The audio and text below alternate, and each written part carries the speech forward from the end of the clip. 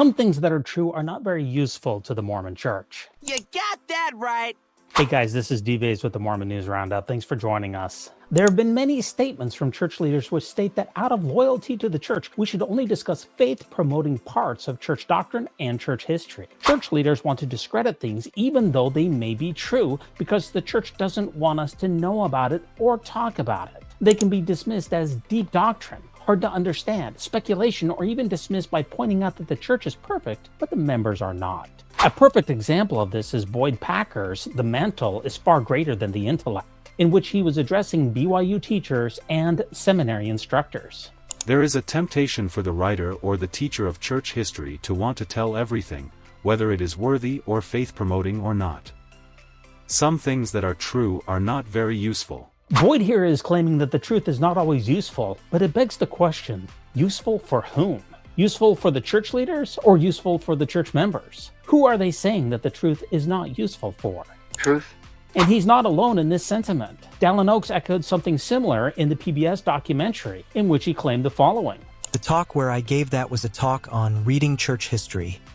That was the title of the talk. And in the course of the talk, I said many things about being skeptical in your reading and looking for bias and looking for context and a lot of things that were in that perspective. But I said two things in it, and the newspapers and anybody who ever referred to the talk only referred to those two things. One is the one you cite. Not everything that's true is useful, and that meant was useful to say or to publish. These attitudes clearly place a higher value on loyalty than on truth.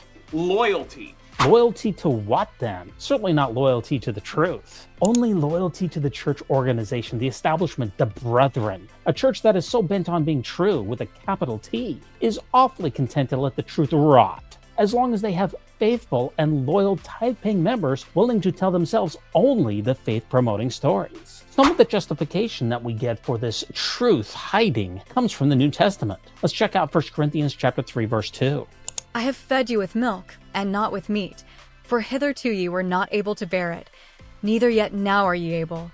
Church leaders often claim this milk before meat principle from the 1 Corinthians applies here. They think that people can't understand advanced parts of church history or hard, deep doctrine, or rather that their faith is too feeble to remain intact and also learn about these things. Packer threatens that those who speak truth, regardless of how they may injure the church or destroy the faith of those not ready for advanced history, is himself in spiritual jeopardy.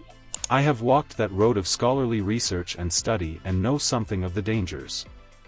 If anything, we are more vulnerable than those in some of the other disciplines.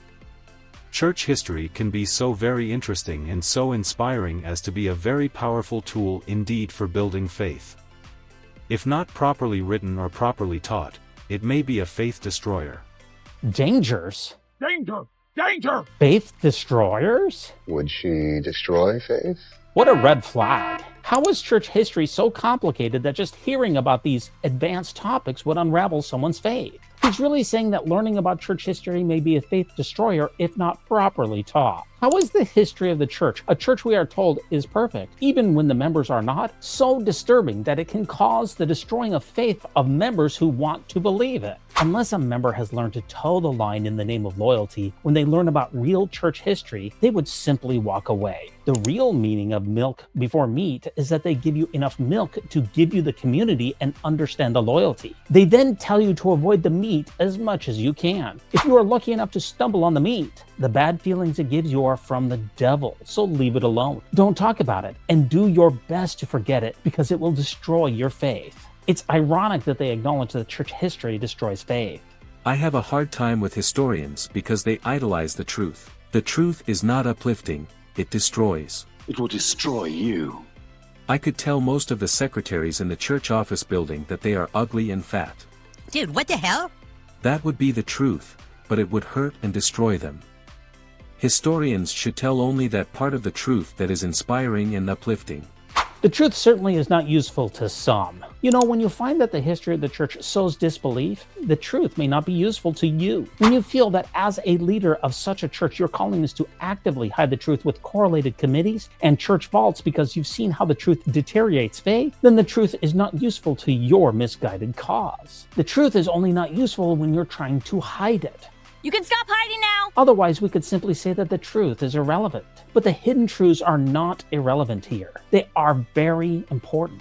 You know, there's something that the church leaders and the whole correlation committee should ponderize. The converse is also true. Not everything that is useful is in fact true. But everything that is true is useful if you value truth. Tell the truth. The modern church is a far cry from the sentiments of J. Reuben Clark. If we have the truth, it cannot be harmed by investigation. If we have not the truth, it ought to be harmed. Some things that are useful are not very true.